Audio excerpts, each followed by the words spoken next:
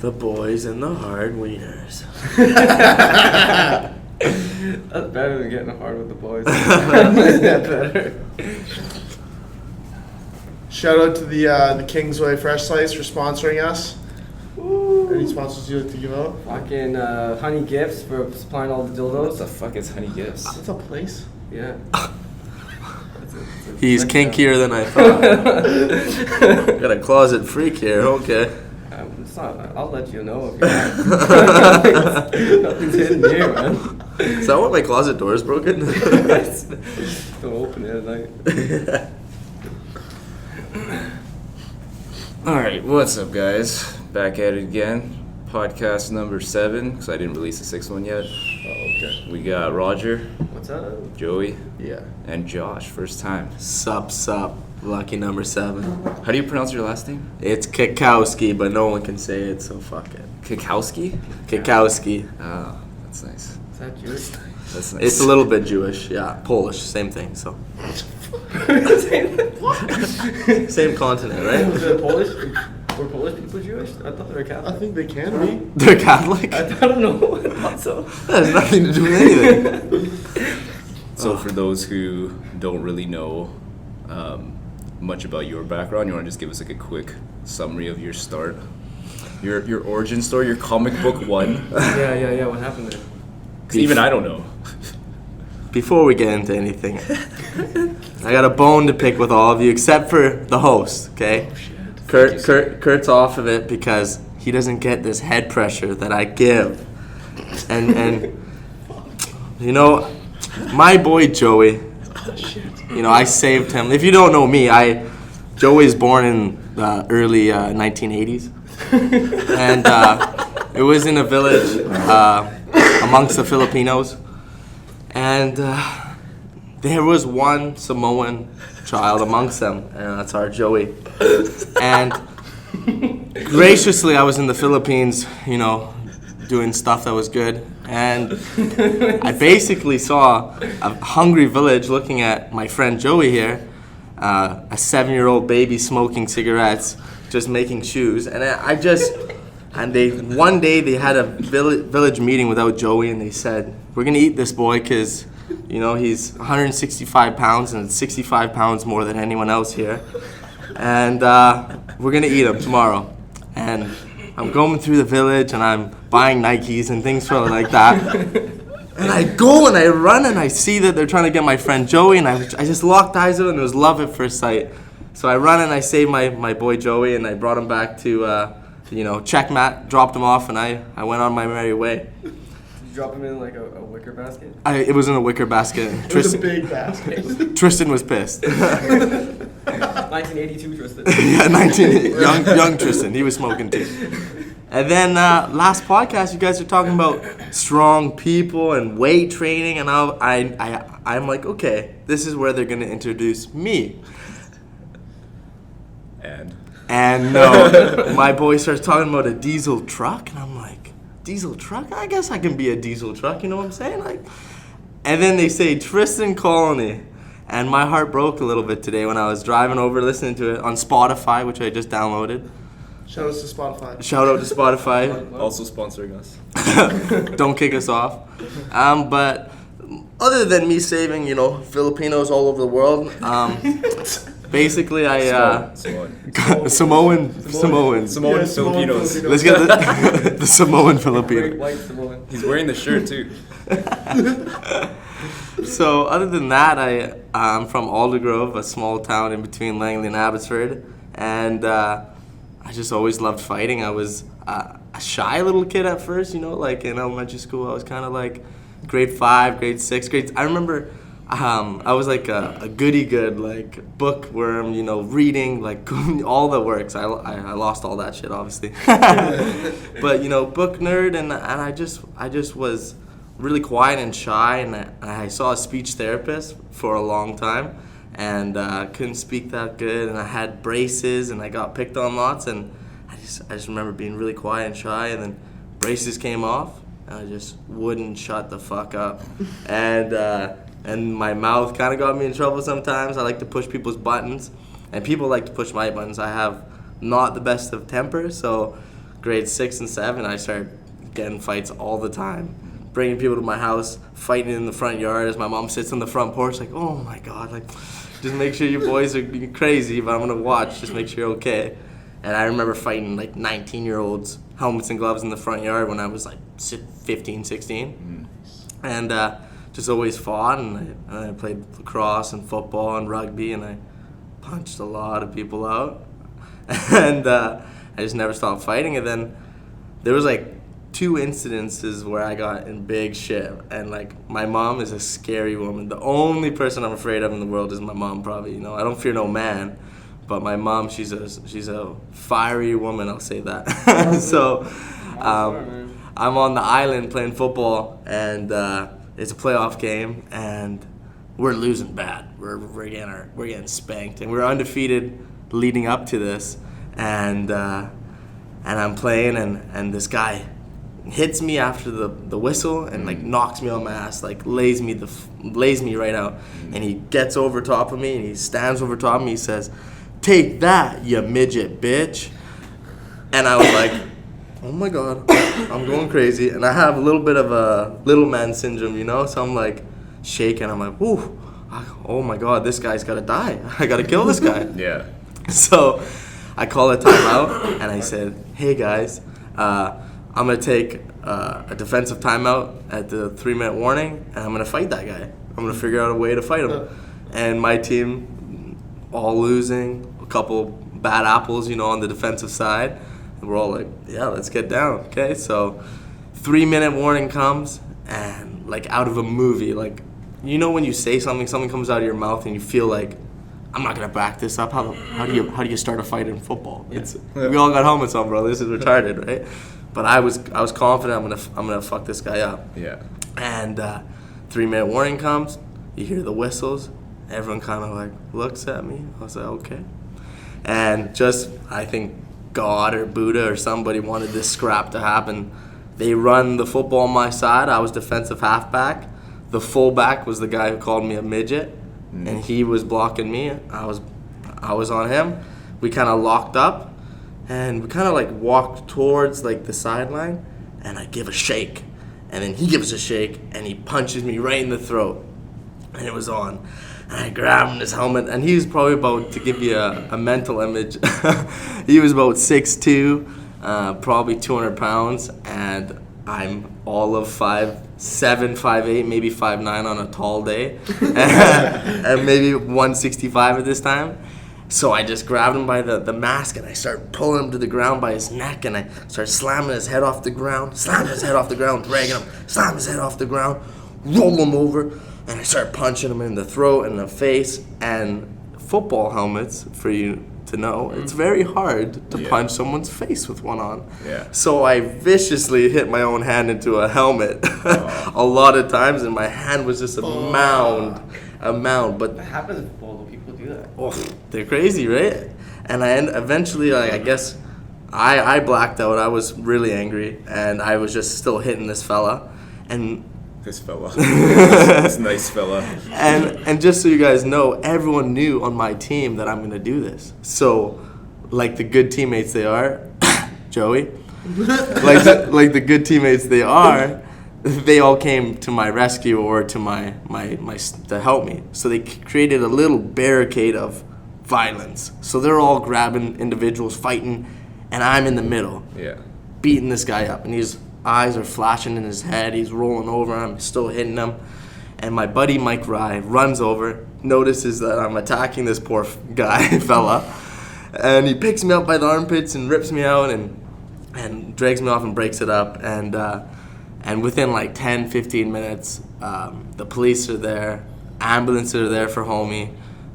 The police had to escort us to the ferry because I guess a bunch of their parents were just furious at me, trying to get on the field. And How old were you at this point? I was 16, 17, so pretty young, and we had to get escorted back to the ferry. Yeah. And I remember being in my Toronto Maple Leaf onesie and like blowing kisses at the fans, and I remember getting on the ferry, and my mom sat me down away from the rest of the team and said, obviously I I was in a lot of trouble. And she said, I'm not going to support you playing sports where you're just hurting people all the time. Like you get suspended every other game and you're just trying to fight people all the time. So I'm not going to support that. I'm not going to pay money for that. And hearing that from my mom, I was like, well, I don't want to make my mom, not proud or whatever. I'm going to stop beating up these people who might necessarily not want to fight, even though that guy called me a midget bitch. He deserved it. He spent the night in the hospital, and I made the paper, which I kept an article because I was like, fuck you. But at the end of the day, like, you can't be doing that. So I remember I had a friend, Alfie Leslie, who fights for Battlefield. He fought Gary Mangat, actually, back in the day. A tough guy. And he actually had the fastest knockout in BFO history with 9 seconds for a long time until Dalton DePrew, or however you say his name, knocked out that guy in 8 seconds. So he had the fastest knockout for a long time. And he got me into fighting at a gym called Bad Boy Outreach in Surrey, right in Wally, right in the... Oh, I know that spot. Yeah. It's like right across the bridge, man. Yeah. Gangster. It's just like you get that champions kind of feel. And I started it there at 16, and then I had my first ring fight 5 months later at 17, and never stopped. So that's a little backstory. I'm sweating. That's crazy. That sounds like Achilles too, because Achilles had his fight really early too. Right away. Yeah, he was so close. I feel like Roger's a little far. Yeah. But and then how did you get in? So do you go to the Squamish location for was it the Sound? No, I just started going to Sound the other day. Since in December I came to Checkmat and a few other teams, Scorpion, Ascension, the boys at Sound, and just kind of been training with all of you guys since, and it's been awesome. How'd you get into Checkmat? So, funny story. Tristan, I feel like, though I want to beat him up lots, and one day I will, but with Tristan is, I feel like we're kind of like kindred spirits in a way. I think we look alike. If he grew a mullet and shaved his face, he would actually look a lot like me. But in my fight career, even all the teams I've ever trained with, and all the time I spent with Titan fighting, no one has warmed me up in a cage more than Tristan Colony. And that's weird to say from someone who's only been my coach since December. I've been fighting for 10 years, right? Since I was 16, I'm 25, so one more year, and I've been fighting for 10 years. Right. So Tristan, I remember, for me, when I'm going to compete, I'm going to fight, which I'm fighting in 2 weeks with Tristan, July 27th in Victoria. If you're in Victoria, check it out. But I for me, when I'm competing, that cage and that arena has to be the most comfortable place for you. And the only way for me to feel comfortable in a place that's uncomfortable for me is spending as much time there as I can. Right. So when I fight, I want to spend as much time in that cage as possible, warming up, the feel under my feet, the look, just the smell, everything. I want to stretch in there. I want to shadow box in there. I want to get tired in there. And I think that's a big key of when you go into that cage that night, feeling as comfortable as you can and performing as good as you can. Right. With that being said, for a lot of my fights, I'm warming up in that cage by myself, shadow boxing, stretching, do whatever I want. But I didn't have a lot of people, going in the cage with me and warming me up, which I think is key. And Tristan noticing that, he said, "Hey, you want me to warm you up, buddy?" And I was like, the way he says that, you want to warm me up, bro? yeah, he's just so excited, right? Oh, you want to get it in? So I'm like, yeah, let's warm up. And a man that barely knows me, just knows me from the community, starts warming me up, which I totally appreciate. And just like anything Tristan does, we go. So this is the first time you met Tristan? Just within the community. I've seen him around and seen him at fights, but this is the first time I got to work with him. I wasn't with your gym. This was years ago. Say probably before Taylor. So was that an event before you fight? Yes, exactly. I was fighting probably. I want to say I was fighting either Taylor or actually Mitch Burke was probably the first time. But this has happened 2 times where me and Tristan were warming up, and the cage door is open, but it looks like it's shut. So we're warming up, we're doing the fake touches, and I go in for a takedown. And Tristan is yelling, drive, drive, drive, drive. So I'm excited, I'm pumping, I'm driving. And I hit the cage door, and it's not locked. Oh. And me and Tristan are flying out the cage door. And for those who knew Big Rich with BFL, one of his friends, which is also very large, spins around and catches Tristan's head and his back from smashing on the stairs. Like, Oh, fuck. like he literally would have been so hurt. Yeah. And then everyone is so quiet. You could hear a pin drop. They put us back in the cage without anyone being harmed. Tristan, without batting an eye, looks at me and says, okay, get to the other side, let's do it again. I was like, oh my God, this guy's a psycho. And ever since, he was warming me up. And I'd have to say 2 or 3 events later, the same fucking thing happens. And it was almost comical. We look around, we say, everyone, make sure the cage door is shut. And the same thing, one of the cage doors looked shut, but it wasn't locked. And the same kind of thing, I sent him right through it. And someone luckily shut the cage right away and saved us. And without batting an eye, he said, let's keep going. He's like, we're just unlucky, you know, but I guess we're not that unlucky. Like, we never got hurt flying out of cage twice, which is pretty unheard of. But ever since that, I kind of knew, like, I was like, you know, I knew the things that were going on at Checkmat and the fighters they had at Checkmat, you know, the Achilles, you know, like low-key, the Joeys out there who are super talented, just not a lot of experience. You know, I feel like Checkmat right now is kind of making, like, the best fighters from around are just all meeting up. We're all linking up here on Saturdays. And a lot of, you know, good talent, you know, Jamie Siraj, Gio Patali, or however you say his name. We've got a lot of talented fighters coming and working with us, you know, and that's kind of just showing what Tristan's kind of doing here.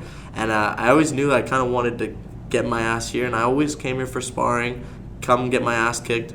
But it's not enough to just come here and get your ass kicked by these guys. Coming once a week isn't going to make you better. You know, like, how are you going to see any improvement? But when you come in and you join this team, you see the guys that care about you and want you to do good, you can get really, really good. And I think we have a good thing going on here. So I'm super excited to be on the team. Did you used to train with Caleb and Achilles back in the day? That's what he said to me. Yeah, yeah, way back in the day. So another big reason why I came here is Achilles. I'm a big fan of how Achilles teaches, but also just a fan of Achilles as a fighter and things of that such. But yeah, me and Achilles come from the same ancestry. You know, Caleb Starnes. I lived with him for a few years. I got beat up by him lots, and he was one of the best coaches I ever had. And everyone can say that, you know, Caleb is just a wealth of knowledge, especially around here. No one's done what that guy's done, you know. So it was a pleasure living with him for that time and to soak in what I could. And even back in the day when Achilles was training there, like, they were all at Richmond. What was that? The Richmond. I don't know what it's called. Dynamic? Before the Richmond something center or something. I met Achilles when he was at Ashley Capoeira. Oh yeah. Like the old academy. Like back on Hastings. Yeah, and stuff, that's where I met him. But I think that might have been like same time as Caleb. That's after. He Oh, was was it? he was at Ashley first, and then he went to Caleb after. Oh, yeah. okay. Yeah. Yeah, but just having the same coach, and when you see them teaching the same things, you're like, oh, you just pick it up a little bit easier, right? Mm-hmm. But it didn't help in December. I was getting my ass kicked by everyone. I'm still getting my ass kicked, but it's good. I like being here, so yeah, you know. But at the end of the day, like, it's good having a coach like Tristan that can kind of see when, for those listening to the podcast, I got my ass whooped yesterday, like spanked by everyone in sparring, yeah.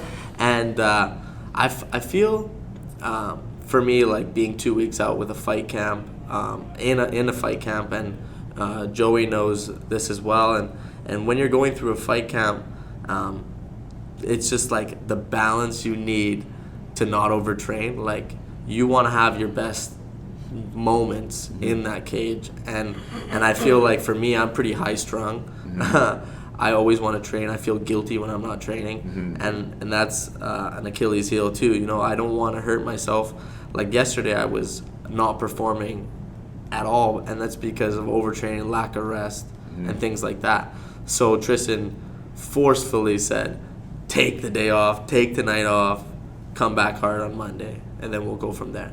And it's good to have someone to reel you in, because I feel like in fighting, it's a team sport, but Still in there by yourself. You're in there by yourself, and it's just like, it's all about the individual. Like at the end of the day, Tristan could be the best coach in the world. You could be training at the best gym in the world, and you could still get your ass kicked. Like I fought 2 guys from Extreme Couture, one of the best super gyms from the world, and I came out of there, and neither of them could find a way to finish me.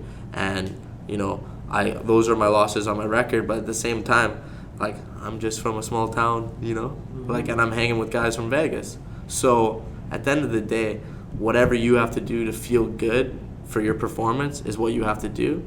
But to have guys who are experienced to kind of pick up on when you've overtrained, or maybe when you have to pull it back or push a little harder, you know. So it's super important.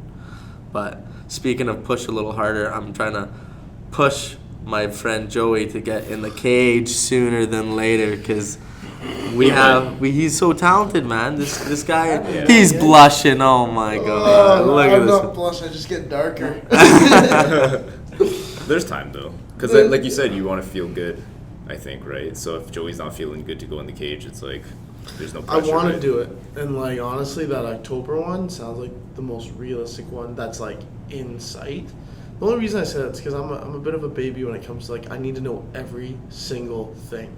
I'm not like, and that's with anything, man. Like, doesn't matter if like I'm doing something at work or if I'm buying something. It's like I have to know every single thing, where it is, what time it is, who is it, what weight, everything. I gotta know everything. And the other thing is because I've been recovering these ankles for like 2 months now. I'm still wearing shoes, but I've had my first day of like real MMA sparring. Once the shoes come off, I'm back. It's like, okay, let's go. I just don't have that confidence yet with my body performing at its max capacity because it's not able to yet. But once it is, and I'm back to shit kicking, I'll be like, yeah, let's fucking get it, you know? Because I think a big thing is, we were talking about this in the car on the drive, right, is there's talent, athleticism, all that stuff, right? Like the stats, like this guy is insane, right? This guy's sick. And they talk about this a lot, right? Like in the gym, you can be the best in the gym.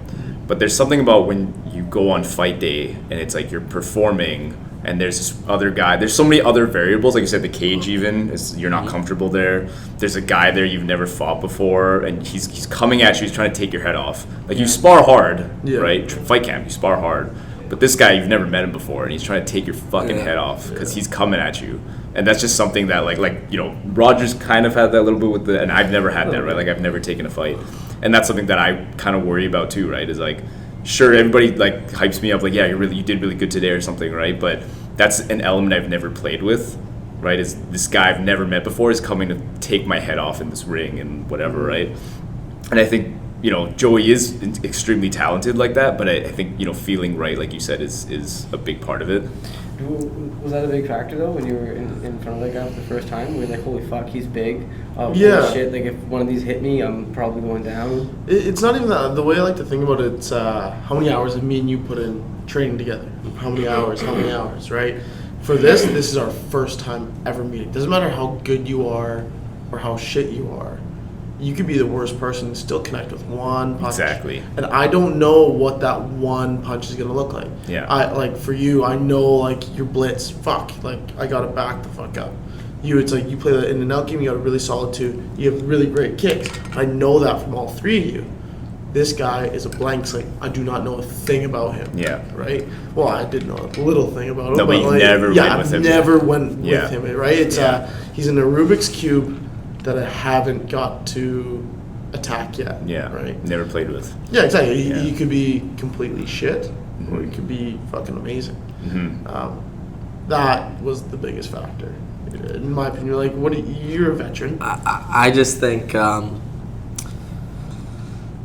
it's nice to have it in your head, like, I'm going to have 6 weeks for this. My camp's going to go great. I'm not going to hurt my Samoan ankles. I'm not going to go to Wendy's. I'm going to lose the weight. Whatever these things lead up in a fight camp. We're not going to go to Wendy's? All those things are... We're still going to go to Wendy's, but I only have one JBC. 55, maybe lightweight. But with all those things being said, yeah, it would be nice if I had a woman massage my back every night before bed in a fight camp. You know, like several women. I know my girlfriend's not going to listen to this shit, so it's all good. Much love. But with all that being said, like, you don't need to have your fight camp being perfect. And I don't think your fight camp's never going to be perfect. And when it is, I've had fight camps that are amazing. And I've gone out there and I ate my greens every day. I ran in the morning at 4 or 5 a.m. before work, and I did everything right. And I go in there and I get kicked in the dick 3 times, like against Phil, and I lose. Or I fight Taylor. And when I fought Taylor Christopher, a guy who's coming out and sparring with us on Saturdays, which is awesome, ex-BFL champ, going in the pro rankings at 45 as well, tough kid. And I fought him when he was the #1 featherweight in Canada. And I fought him on 3 weeks' notice. And I was like, this is awesome. I'm so excited. Good thing I stayed ready and I trained hard and I went and fought him. No one could have planned that the night before, when I'm gorging myself with food, I got food poisoning or something. Oh. And I was on and off puking until 10:30 the next morning. And I was just wake up, puke kind of thing. It was whatever. And at 10:30 I kind of stopped puking and I felt a lot better. At the time my little sister lived with me, and she's like, oh my gosh, I guess the fight's off, eh? No. So it's like you have to like do these things and go through these scenarios that aren't perfect, because fighting is not perfect, and it's the person that can thrive in chaos in a situation that is so unknown to you. Those people can really thrive. When I'm in those chaotic, violent situations, I feel pretty comfortable, you know, and that's not something that a lot of people can say, but I feel like I gotta be in there and I gotta feel as comfortable as I can. And for me, the more you fight, the more comfortable you will be fighting. You can train your ass off, you can do this, you can do that, but if you're not in there, half naked, in front of your friends or family screaming at you, or the other people screaming at you, booing you, whatever, how are you? That experience is from that night. We only have so many nights that we can fight. I want to stop fighting by the time I'm 35. See if my brain will last that long. You know, oh my God. I'm almost there. I always think you're 19. I'm like, oh my God, so young. But you know what I'm saying? We only have so many nights, you know, either drinking or fighting. You know, you only have so many brain cells. So, and if you combine the two, then you have even less. Yeah. So for Joey, he didn't tell me his age. I think he's like 36? 37? He's 23 and a half. So he's going to go pro when he's 25. So he's got a year and a half. So a year and a half to fight as much as he can, and just do the damn thing, because he, at the end of the day, he's got skills that are greater than mine. It doesn't matter. Just get in there and fight, man. We're fighters. He's a tough boy. Just scrap. That's how I feel. But, you know, at the same time, I like that Joey's going in there and thinking, like, I want to, as a martial artist, he has created some weapons. And for someone who's 1-0, I think he's going to be a handful for a lot of people. You know, those Samoan legs hurt when they kick you in the head, right? So there's some areas that Joey's got to work on going forward in his career. But I just want him to get on it so he can keep scrapping. That's another individual with Checkmat is Radley De Silva. I think he's one of the best fighters I've ever trained with, and I've trained in Brazil. I've trained all over, and Bradley De Silva is one of the best guys I've ever trained with. He should fight 300 nights of the year, you know? Like, he could fight, you know, blindfolded. I'm pretty sure he'll do pretty good. By the end of the day, not speaking for him, but if you're not going in there and testing yourself, and the longer you wait, the more time that passes, I think the harder it is to get your feet and start dipping in the water again, you know? Like, it's so easy not to take a fight, and it's so easy not to risk getting knocked out or getting choked out in front of your friends and family. But if you're going to fight, you have to do it. You got to do it. You got to take those risks. And I know Joey's going to take these risks and smash some fools coming here, but I just want to keep the ball rolling because he's going to be a welterweight in no time. Mm-hmm. So you're cutting down? Yeah, I think I got Spoiler alert. We out here. Went up, like. Yeah, man, I don't know. Like, fuck. What are you right now? Like, how much do you think you weigh right now? 170 pounds. 170. So one day I'll be his weight, but you gotta think about Josh, like, stupid strong. So strong. He's like, just kissing ass for last week. He's like a human Tonka truck. You know what I mean? Like, have you ever seen Gravedigger? Yeah. Yeah, that's who he is, man. He's Gravedigger. But like guys at 205, they're monsters. Guys at 85, they're monsters. 70 is where I think my body can actually compete with the strength. I know I can compete with the speed. Your height too. You know, that's the thing. It's like my frame, my body type. 5'11"? You're 5'11"? I wish, like 5'9". Shut up. Yeah. I'd say I'm 5'9" sometimes. Oh my god, Joey's way bigger than me. Isn't DC 5'9"? Or is he 5'10"? Yeah, I think he's like 5'10". But that's the thing. It's it like can be done. But it can be done. Yeah, like I was saying to you the other day, you're standing next to Achilles. It's like your frame's not that much. You're about the same kind of. Like, yeah. The build is different, but the height is you're like even shorter than Achilles a little bit. Oh, for sure. Yeah. You know what my goal is one day that if I do go pro, I want to compete at professional MMA at 155. That would be a pretty nuts, Joey. Like that would be a real weight cut. That would be. You'd see me in some serious pain, I think, for that cut. But I think 70, I can probably manage that pretty well. Weight's not real. Joey can get down. I know it. 125 women's division. We out here. Coming for you, Joanna. I want to fight for her love. She's beautiful. Oh my god. Joey's transitioning in 6 months. Gonna be here to support him. Joanna. God, she's so beautiful. I said that she looked like a sexy Gollum one time. You know what I'm saying? I don't know if that's a compliment or I don't know either. You know what I mean? It feels like that's confusing. That's some cosplay shit. Well, she does this. Like, she gets down nice and low and, like, gets right in your grill, but from underneath. And I just feel like, you know, Gollum in that cave all hunched over, like, yeah. You know? But hot. Yeah, but a little sexy, you know? Yeah. When she puts that weight back on. Flowy hair. Straight flowy hair. Oh, but, like, the stringy hair, too. Yeah, the wet stringy hair. Oh god! So you took all your armpit hair, but that was all your head hair. You know what I mean? Like, yeah, it looks like you got a lot down there, but then it's like, ooh, that's like you're trying to cover your hair with like a quarter of the material. The balding dude with long hair. Yeah, guy. I seen that guy today at the gym. I don't wish baldness on no man. Or woman. It's gonna happen. Yeah. Oh no, it's not gonna happen. Well, no, I don't know about was your dad bald? No. Okay, then it might not happen to you. Samoans have long Polynesian hair. That's true, man. Maui, Moana. Maui. Yeah, Filipinos. I didn't really like that show. That's racist. Yeah, I like what's it called? Finding Dory. Finding Dory was good. Yeah. Dory was good. All those movies are connected, hey.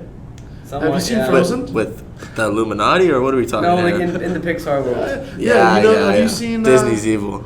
A little side note from fucking fighting. Have you seen Frozen? 100%. Yeah. Don't fuck. I cried in it. Yeah. Okay. You know how one tear. You know those ice bitches like their parents got lost on a boat somewhere? Oh my god. Okay. This is listen. Okay. All right. I'm listening. I'm with you. Guess what Moana and Maui had for lunch? Those parents. Whoa! I never thought of that. You're welcome. Wow. You're welcome. It's all connected. I'm gonna go home and watch Trolls and try to figure out this mystery. Damn, I'm confused. What's going on here? Do you have any big influences? Because we were talking about that last podcast, like Karate Kid or something. Just say my name. See, Never Back Down. Well, other than saving Oh, Joey. Tio, for a sec. Your origin story? He's Jake Tyler Oh yeah. from Never Back Down. You ever seen Never Back Down? That's Where he exactly scraps that was the dude? first thing that happens in the movie. Yeah. Channing Tatum, the fighter. This is literally you. Every white person ever who was somewhat poor and fought That's people. why that's such an amazing movie. It just resonates with He has everybody. 2 first names. Jake Tyler. Jake Tyler. If you break down my name, it's Joshua Allen Anthony Kwiatkowski, which Yes. is Jack. so I am Jake Tyler. I'm Jake Josh. That's so sick. No, heroes or Anything. Inspiration. Chris Lieben, man. Chris that Lieben, fucking guy. psycho, bro. I listened to his book. I'm like listening to him like, He has a His book. book? well, I'm sure he didn't write it. Autobiography. Yeah. Well, I don't think so. Does that even have brain What's it cells about? left? It's about his life, shit. and it's just a little autobiography. And he's talking about when he was in Vegas for, I believe, when he fought Patrick Cote, and he had the fight or whatever, and then he woke up the next day in the desert of Las Vegas, like probably like a couple miles off the road, off the strip, covered in piss, with his shirt off, with like terrible burns all over his body from being in the sun, no wallet and no nothing, and just woke. And I was like, huh. Fuck you get These there? are a lot of nights in my life that were similar. Not in relate to Vegas. I relate to something. Continue reading. And the guy's a savage. Like that guy, when he fought Anderson Silva, Oh, yeah. Oh yeah. oof, That was I was bad. heartbroken because Chris Lieben was like, he was getting bullied in the. I guess the first people who pumped me up. Side note: first people pump me up for fighting is bullies. I Oh, fucking yeah. hate bullies, man. If I feel like I'm getting bullied or whatever, it's good to bust people's balls and shit like that, but fuck bullies. So those were the first people I started beating up for fun. But yeah, no, back on Chris Lieben, he's just, when he was fighting Anderson Silva, he literally said in his book, he said he got knocked down that right before the final knee, and he was standing up, and you can kind of see him standing up where a lot of individuals would just curl up and just take the TKO. And he said Chris Lieben felt that Anderson Silva deserved a clean kill. So he stood up, he moseyed his way up, and for those who know, Chris Lieben never gets knocked out. Like, never gets knocked out. And he gets up, and Anderson Silva just knees him, and Chris Lieben didn't remember anything for like 12 or 13 days. Wow. So that's when his memory came back, was 12 or 13 days, and he just did it for a clean, honorable kill. And for me, I think it's always honorable to go out on your shield and at least fight entertaining, because like I might not win a lot of fights, or I might not win all the fights or whatever, but at the end of the day, if your fight's entertaining and you put it on for the fans, I think people are always going to want to watch you fight. And I think people, my whole life, no matter if it's been in a front yard, a lacrosse arena, a football field, everyone watches me fight, and everyone has always been like, oh, that kid with the mullet, or that little mullet boy, or that Polak, or whatever you want to say, that Joe Dirt over there. Joe- Joe real well. Joe Dirt in the field, or whatever you want to call me. I'm going there to put on a good fight, and I think people like Chris Lieben and those kind of guys are just like honorable men to like look up to. I don't want to fight like someone. I don't even know who fights safe that I don't really like, because they don't get remembered. They, why? Like I sat down and had a talk with myself years ago. It was, you just gotta, if you're actually gonna be a fighter, you have to understand that fighting is gonna fuck you up later in life, and that's the truth, right? But you just have to accept it, and if you're gonna do it, give it your all, and if you're not gonna do it, just do it as a hobby. For those who are, anyone that's going to look to compete, or anyone that's looking to become a fighter, it's not the safest career. It's not financially, a good decision. But if you're gonna do it, just understand that you have to accept whatever happens after your career was worth it, or you should go into it with that idea, because if you go with any resentment or any like thinking of like, oh, am I gonna be hurt? Am I gonna have a stutter? Am I gonna not be able to use my hands? Or you know, I'm gonna have nerve damage when I'm older, or brain damage, or I'm gonna walk into the wall or something, you know, like drool a little bit. You gotta accept that if you're gonna go out there and fight, that any of those things could happen, and just put all the work in so that you can keep yourself as safe as possible and stay somewhat pretty. You know what I'm saying? But it could happen. It could happen to right? anyone, man. Look at Sage Northcutt. One right hand and his face was broken, you know? So at the end of the day, it's a risky sport we play. It's not, it's like Jorge Masvidal says, it ain't soccer, you know? So this ain't football, you know? You know, people get hurt, you know? You could be fighting someone that looks like a soft, nice Samoan fella, and you get tossed on your head. You know what I'm saying? Upside down. I'm so glad he didn't break his neck. Yeah, I am. I was thinking about that. Right? He could have died. Yeah. Honestly, It wouldn't have been your fault. Go fuck him. Yeah. Fuck. He signed up for Yeah. that Joey was shit, like, you man. would have quit, but maybe I after that. probably would have quit the Yeah. sport. Joey has a big heart, and I could see the remorse and sadness on his face when he found out that the. So for those who don't know, the person that Joey fought in his first fight, I think they were both their debut fights. Unfortunately, Joey's opponent got knocked out, and then a little bit he got up, and then they called it a little bit after. But it was a fireman's toss, that he landed on his neck, and it was pretty intense. It looked like he almost snapped his neck there, just hurt his neck, and I don't think he'll be fighting anymore. But Joey, he has a big heart, and most fighters have a big heart. You know, they don't want to hurt people. You know. Oh, it's Does he just not want to fight? Kurt's He just background. doesn't want to do that again. He's having issues, you know, with his head. His brain, or like like connectivity from his brain to his muscles. just post-concussive like syndrome or whatever. Shit like that. Like, you know, in that movie with Will Smith, Concussion? I've never seen it. I never seen it either, though. What's I it started it. I think I started it. God, I love Will Smith, though. He's good, man. Yeah, he's the best. Black man acts well. Oh, God, he's the best. Yeah, him and Denzel. My boys. I was about to say Denzel, man. Yeah. That's my Denzel. boy right there. But Denzel always has the same. That's role. Forrest Yeah. Whitaker. He's also Denzel. That's man. Forrest Whitaker. Forrest Whitaker. Oh, speaking of Denzel, I already told you this. Who's the dude in Training Day that you look like? Ethan Hawke. Yeah, does he look like he Ethan does look Hawke? like Ethan Hawke. Yeah, nice. Like a dirty Ethan Hawke, or I think you're better looking than Ethan Hawke. oh, That's no, but that's you don't agree? I think you're better looking than Forrest Whitaker. I like the homeless Tom Hardy. Homeless Tower. That's a sick nickname. Yeah. That's your walkout name. That's a special. That's like the movie Fighting. Yeah. When Tom Hardy was that Warrior. fighter. Warrior. I saw that on my birthday once. That's a good movie. Yeah. 200%. It's good. Yeah. Yeah, Rumble's in there. I just saw Rumble the other day in person. How big? Bro. Where'd you? Submission Underground. I was there watching Micah compete, Micah Brakefield, and weigh-ins. They weigh in the same day, and he was going against Craig Jones, one of the best grapplers in the world, and Rumbles walked closer to that stage, and everyone's like, I have my phone out. Everyone's like, oh, what's he gonna weigh?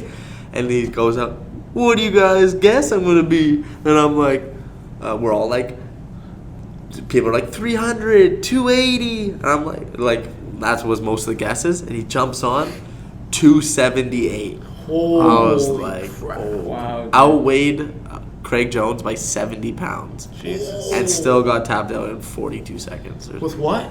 Heel hook. Oh, But it's Craig Jones, and like he didn't even have, like, he had it with the one hand. He didn't even get the two hands on it to really crank it over yet. And he's just like, Yeah, dude. Yeah. Don't break my No, you don't want to fuck around with that shit. no. But how did Rumble make 170? Yeah, you gotta think about that. 170 in the UFC. Oh, in the Yeah, UFC, he yeah. was Ooh, 170 yeah. before. Like, he's talking about going to 170. Imagine a man that could eventually weigh 270 pounds fighting in the same weight He division. gained 100 pounds. 100 pounds. Yeah. Oh my god. Yeah, dude. But when he started his Nuts. weight cut like 6 months before the fight? Man. Holy shit. You know, the most I've ever weighed is 250. And that was Shut yeah, up. dude. That's why I started MMA Shut again. up. That's why I started doing this again. That's actually why. You should have played in the CFL. I was still my height. It's not like I was 250 at 6'4". I thought you just shrunk. Like, Like I was as wide as I was tall. Yeah. That's what she said? I don't know. Tuna can. But like the day I hit like Dude, I can. the day I hit like fighting at 155, which will be like not anywhere near now, I can honestly say like yeah, I lost 100 pounds. That's awesome. Like almost 100 pounds. That'd be pretty nuts, eh? That would be sweet. But yeah.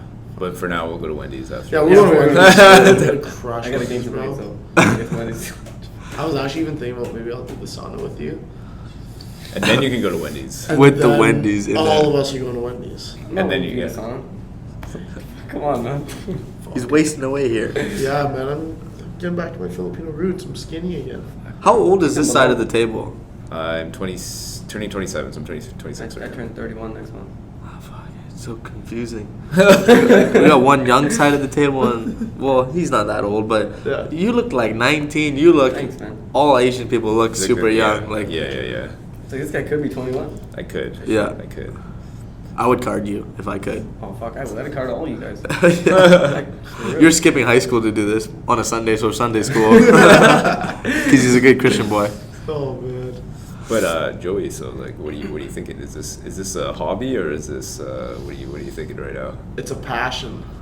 Well, Good that's answer. fair. And you know what? Boo. Fuck. You know what, man? I've never been good at anything ever. Like nothing. I'm not. Carpentry. No. Eating. I'm so good at that. But there was a point in fight camp where I Sitting. stopped doing that, so I was pretty bad at that too. Yeah. Like I'm not good at video games. I like to play them. I'm not good at carpentry, and that's what I do for work. I'm not. I liked rugby, but I wasn't great at it. Yeah. There's nothing that I was really good at except for combative sports, like specifically combative. It doesn't have to be not necessarily MMA or kickboxing or boxing. Well, going back to the first, it was wrestling, karate. Yeah, wrestling Yeah. and karate. It's like I was really good at karate, and in my opinion, I was really good at wrestling, and I loved it. Like I loved it. And You then get when I- really good at what you love, right? Yeah, exactly. And then it was like even when I did like judo for like a month, I was really good at judo. It was like I don't know. I feel like it's because I knew how to use my body in a combative sense, and like you know what I mean. It's funny because like I feel like I have great footwork in the gym, and then when I'm walking walls at work, like walking on top of a 2x4, 2x6 wall, it's like this is so bad. Like my balance goes to shit. As soon as I touch the mats, I'm like yo, all day. Ask me to do whatever you want, I can do it. Yeah, it's a passion because it's the only thing I've ever been good at. I've never been good at anything else. Career. Yeah. You want to pay me? Fuck. Hey, I need sponsors. Hook it up. boys. Trojan condoms hook this boy up. Bring out the ice cream sandwiches for myself. Oh, Klondikes. Condoms and condoms. So at any point where it doesn't become fun, does that mean you'd stop? You know what I mean? Like if it wasn't, because if it's No, a you passion. Can't. I don't think I can. I'm Well, I don't hooked. mean stop. I mean like take a break. You know, like would you? Well, no. What I'm saying is like if it wasn't, because you're saying passion as opposed to what Josh is saying. It's like a full commitment. It's a career, life. Stop. Yeah. Right. Yeah. You know, I haven't crossed that bridge yet. And I think I will cross that bridge one day. I where- can for sure. I can see you. Yeah. But the thing is, I don't think I can compare myself to Josh. If you look at your Instagram, it's literally like I'll wake up like half asleep on like a Monday, and you've already gone for a run and you've hit pads, and now you're going to work. I'm like, this is fucking stupid. Yeah, like I know like, from the little bit I've seen too, like when you guys made that little gym in your garage or whatever, Yeah. I'm like, damn, this guy. And then you guys are playing video games, but it's UFC. You guys are playing Yeah. UFC, and the video games are like, this guy is in, like, Yeah, full dude. commitment.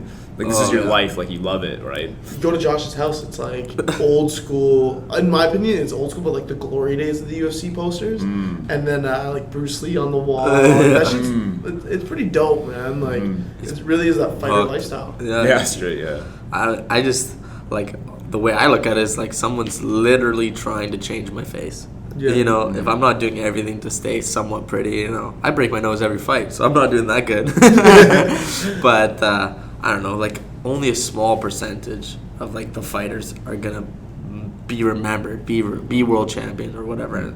And I look at it like I'm already behind. I'm playing catch up. So every moment that I can try to close the gap between me and those tough motherfuckers out there that I want to beat up and smash, I gotta do everything. I gotta watch Tyson Fury. I gotta watch boxing. I gotta watch this. I gotta stretch. I gotta make a home gym at my house. Drop $2,000-$3,000 just to make a home gym. You know, I could make $100,000 a year doing my job, but I work part time, so I cut that in half. You know, so I'm giving up a lot for fighting, and at the end of the day, I just have faith. And a little bit of fate. I think you love it though. Yeah, I love it. And so like, for me, like I'm going on fight trips all the time. Joey's doing the same thing. But at the end of the day, I can't even fathom or see where my life would be if it's not doing this shit. You know, this is what I'm gonna do. So, and even if there wasn't MMA or something, I'll probably fight in a pit in Cambodia with this guy. Yeah. He's dropping down knives and rope, trying to take out the Use tiger. the brick! Throw a brick in his face. So yeah. No, I love that. Like that's something that you're fully. I don't know. Just to see that passion is crazy. Like I love that. Yeah. But I think I'm a good example of someone that knows that it is a hobby for me. Like I'm not. I see you because I see you guys, and you guys love it that much. Like you're so into it. But like you guys talk about like you drop names and talk about all this stuff, and I'm like, yeah, that's cool. Like it's awesome. But to me, it is almost like video games to me. Like I love video games. Yeah. Right. But it's just a pastime. Like it's a hobby that I enjoy doing. Like I enjoy it. It's like sports. It's like when I played soccer. Right. Like soccer wasn't my life, but I played like 3-4 times a week. I love soccer, but it's not my like life. Yeah. You know, like I don't go home and watch soccer and study that much because I don't care. I'll watch fight. You know, I watch Glory. I watch stuff. I watch UFC. I love training and stuff like that. But it's mostly all fun in general, right? And I don't romanticize it nearly as much as you guys do, right? But I do love that, seeing that with you guys. Like it rubs off when I see it with you guys. Well, and everyone picks up on energy and that passion, right? So when you're around a bunch of passionate people, it's hard not to be into it. It's like even when I teach a class, like I don't even like when I'm tired from my class, I have to put that shit in the back of my head and wake the fuck up so I can teach the best class, because I don't want to even waste my time or their time by not being passionate. You know, this is what I like to do. So when you said, going back to what you said about not, if you're not having fun, stopping kind of thing, that's when it gets like, yesterday I did not have fun here. You know, I did not have fun losing those rounds. I do not like holding back tears in front of a room full of fucking grown men because I'm upset with my performance, you know, and like being so tired but having to just continue to train and do those rounds while knowing that you're in a negative mindset and all that stuff. None of those things are fun. But when you have 2 weeks to get your ass ready to jump in the cage with someone who's doing the exact same shit as you're doing, if not, I like to think that he's doing more than me, you know, that's when it's not fun. But that's what makes or break you, because I've only pulled out of one fight in 10 years, and a lot of fighters can't say that. But a lot of people just, I hurt my toe, I hurt my knee, I'm out, you know. But real men, real fighters, like I was hospitalized one time before a fight, and I had these two things sticking out of my leg, and the doctors didn't even know what the heck they were. They thought it was like just some muscle getting sent through this first layer of skin from hitting my shin so hard. Then I couldn't walk for like 3-4 days, and then I could walk for 3 days, and then I weighed in on the Thursday, and then I fought on the Friday. And it's just like most people would just pull out if you can't walk the week of the fight. But at the end of the day, sometimes it's not fun, and that's anything in life. But at the end of the day, realizing that, you know, you're doing something you love, and it's gonna be better. It's gonna, you know, there's always times where some things suck. People guard that fight? Well, knowing me, no. Because I got head pressure from the bottom. I probably tried headbutting him or something. Knowing me, I wish they would bring headbutts back. That's the real talk. Face, man. Really easy. Headbutts. Bring it back, man. Like throwback. Yeah, like it's ridiculous. Like they're making all these rules. Just less rules, less glove. Whatever. Well, there's that bare knuckle thing. Yeah. Oh, Chris don't Lehman's get Josh Chris Lehman's started. killing it in that. I'm already sweating, Chris bro. Lehman's knocking people out in bare knuckle boxing. And he lost to a guy who did gay porn. He lost recently? Yeah, Really? Dakota Cochran, his first fight he Is that lost. his He real won. name? Dakota Cochran, and he did gay porn. He has a banging wife, so I don't know what's going on Set there. up for not what's the opposite of failure? Success. Yo, man. Success in that industry. No, I love that bare knuckle. That's another thing. Like, if people think, you know, like, oh yeah, like I like fighting and stuff, but it's just like if you're not willing to go do bare knuckle, like, do you really like fighting? You know, like I'd be down, but like I don't think I'd ever go back to MMA if I'd start that shit. So Yeah. I'm gonna wait. My mouth's watering. I'm waiting. Wait for that shit. So One day. Fight people. Oh, yeah. oh, I feel like you can only take like one fight every. Like I think you take a lot less Have you fights. seen this dude's knuckles? You know, He's got the most gnarly hands I've ever seen. Like those are sharp. his thumbs are tucked in. Like look at that. Look at those sharp things. ass knuckles. Because they look like little rectangles. they're little blocks, right? Yeah. Jesus. Like my thumb It's a knuckle. pretty big hand, too. So you Like my thumb knuckles your are. thumb's off. So you got Lego Your in your thumb's like, hand. Yeah. back here. Yeah. Jeez. Mike always makes fun of it, saying because I hold my fist like that, not like this. Yeah. So I have another knuckle. Really? Is that how you throw? I throw it like that. Really? Yeah. Sometimes it comes over, but Micah always makes fun of me because I make a fist like this. And I teach like to have it like that, obviously, but I always teach like that. But I keep my thumb like that. Really? I catch my thumb knuckle, but yours. Not when you have this thing. Oh. But yeah, you know, bare knuckle's awesome. But I don't think you can't fight that much either, right? Like you guys get cut up, Yeah. Face, yeah, man. They get cut up real easy. and like Yeah. that's what, you know what I'm saying. Like stay pretty as long as you can. Like look at Jason Knight. He's already a hillbilly, but my God, just missing teeth. Like looks like a Chucky doll, right? So it's like. Yeah. Part 2. Beginning of part 2. Yeah, and he's coming back too. He's fighting Leonard Garcia, one of my heroes. Oh, I knew he would be one of your heroes Oh too. yeah, Leonard Garcia, hands here by your hips, and then swinging. You know, like that's legit one of my heroes. So, yeah. All right. Well, we're coming up on an hour. So I don't know. Is there anything else you guys wanted to talk about today? If you were an X-Man, who would you be? Who would you be? Guess Toad? No. I don't believe in You that can't kind say of the stuff. Juggernaut though. I can't. Because you Okay, already can't. are the Juggernaut. So I we can't need say someone else. Juggernaut. Okay. Or any superhero. Like, does it have to be an X-Men? Yeah, it's I don't even know- any superhero you want. Who would you be? Broad. So the motherfucker's gonna pick Superman. Hulk, because Oh, yeah. I relate to the Hulk. You Just know, getting like, angry, right? Getting angry, Yeah. and because even like I'm 25 years old and I pouted like a little bitch yesterday. You know, so you have to understand when to control your anger, right? Mm-hmm. So I still have Hulk like syndromes, like a little man syndrome, but with the Hulk. So I'd probably be the Hulk. But my boy Joey thinks I'm the Toad, so You got the same haircut. I have the same haircut and I stick my tongue out all the time, so. It's the Pontiac Sunfire of haircuts. My But girl- like sick though. Oh. But like PT sick Cruiser though. haircut. Yeah, It's- like It's like a- ridiculously soft, my mullet. I can't believe we have. Oh my god, we're just talking about the mullet now. Hour in, I guess we could have another 2 hours about mullet. Episode 2. Episode 2. Coming back with Josh's mullet podcast. The mullet. That should be your podcast. Yo, dude. The Did it mullet. prevent you from getting laid for a while? Opposite. Surprisingly not. Please, girlfriend, don't listen to this. No, it's, Alder Grove. yeah, I'm from where the girls even have mullets, so people are getting down with mullets everywhere. Yeah. I'm still wearing jeans where you can see your dick and your balls. And I'm haying while doing it. He's haying. It's a great day to hay, so it's all good. Sweet. Should we go to Wendy's? I like Wendy's. JBC Yeah. chocolate. What is that? Chocolate Frosty. frosty. You can't Ooh, do that, $1. though. I know. I haven't had ice cream in a bit. Are though. you gonna get food if we go? Oh, well, Spin the wheel? maybe.